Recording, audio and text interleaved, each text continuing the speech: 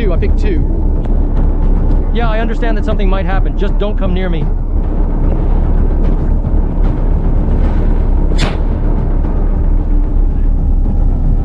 "1,135 Russian soldiers killed to capture 4 city blocks every day." You might think that this math points to a Russian military collapse, but you would be wrong.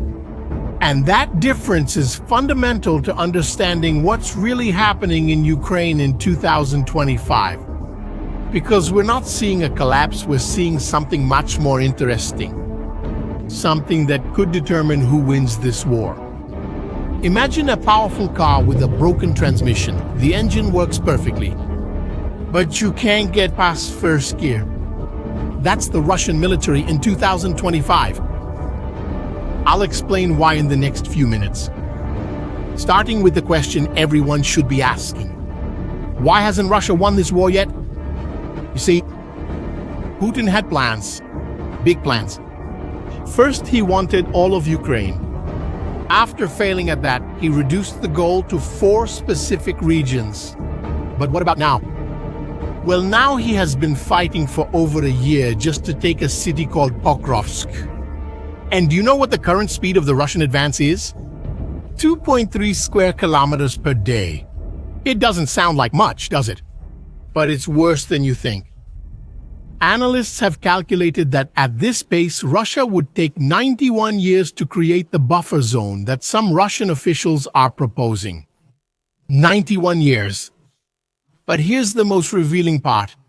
To gain those 2.3 square kilometers per day, Russia is paying a brutal price. 1,135 soldiers killed or wounded. Every day. Think about that for a second. It's like an entire small town disappears every month. And the worst part is, all of this just to gain territory you could cross by bicycle in a few minutes. Richard Behrens, a former British military chief, explained this well, getting straight to the point by saying, Russia is taking territory, but at an unsustainably high cost.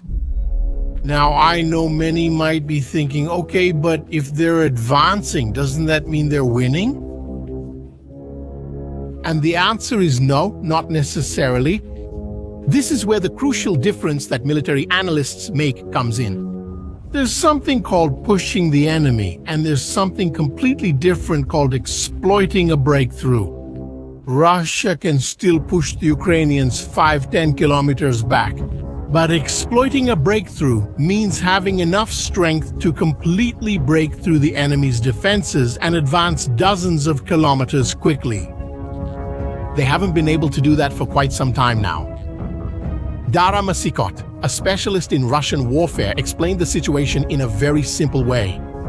She said it's a very large amount in terms of equipment that they need, and I just don't see that concentration anywhere. And that brings us to the most revealing math of this war. The numbers just don't add up. Look, Russia produces 200 new tanks a year, but do you know how many they lose? 1,400 per year. Think about that for a moment. For every tank that leaves the factory, 7 are destroyed in Ukraine. How can anyone sustain math like that? The answer is simple, they can't. At least not indefinitely. And in that sense, Russia has been making up for these absurd losses by doing one thing: refurbishing old equipment from Soviet-era stockpiles. Tanks that had been rusting in depots since the 80s. But here's the problem. These stockpiles are not infinite. Putin has already taken all the tanks that could be easily restored. What remains is in terrible condition. Jack Watling from the most respected military institute in London even said that even if the Russians keep fighting, everything indicates that their force will become increasingly demotorized over time. And do you know when they're predicting that these Soviet stockpiles will run out? Between mid-2025 and the last months of this year. In other words, it's very close. After that, Russia will depend only on those 200 new tanks per year. 200 against losses of 1,400. Can you see the problem? But wait, it gets worse. Did you know that 80% of the electronic components in Russian drones come from China? The supposed Russian military independence is an illusion. Without partners like China and North Korea, Putin's war machine simply wouldn't work. Oleg Ivashchenko, head of Ukrainian intelligence, revealed that China is supplying chemicals, gunpowder, and components to at least 20 Russian military factories. This changes everything because it means that Russia is not fighting only against Ukraine. It is relying on a global supply chain to keep operating. Now you might be wondering, if Russia has all these problems, why does it still seem dangerous? Because Putin has completely changed the way of fighting. Western officials say that 80% of battlefield casualties now come from drones. Not from traditional combat. From drones. Russia has been bombing Ukraine with massive attacks. In May, they sent 298 drones and 69 missiles in a single day. It's impressive, it's destructive, but it has a fundamental problem. Drones do not capture land. They kill, destroy, and spread terror. But they don't occupy. And Putin needs to occupy territory to win this war. To occupy, you need soldiers on the ground. And soldiers on the ground need tanks, armored vehicles, and working artillery. Exactly what Russia is losing at an astonishing rate. That explains something bizarre we're seeing. Russian soldiers using motorcycles to attack Ukrainian positions in the middle of modern warfare. This situation only exposes the reality even more. Russia doesn't have enough armored vehicles. Ukraine realized that and devised an ingenious reply. They built a 16-kilometer defensive zone filled with mines and drones around the territory that Putin wants. It's a kill zone.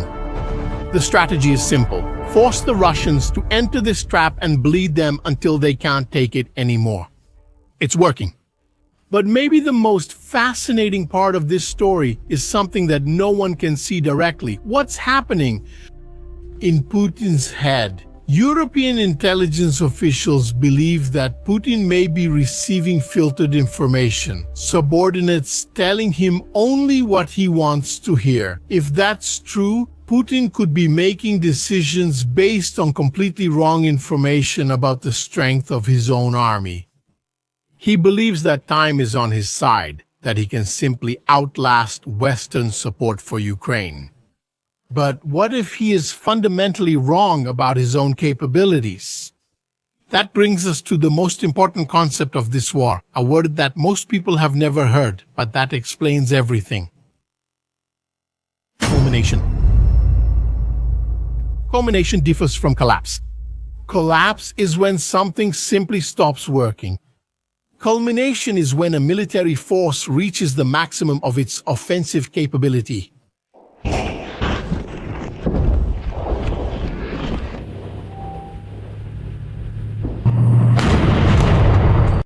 That's exactly what Richard Behrens has been arguing for some time.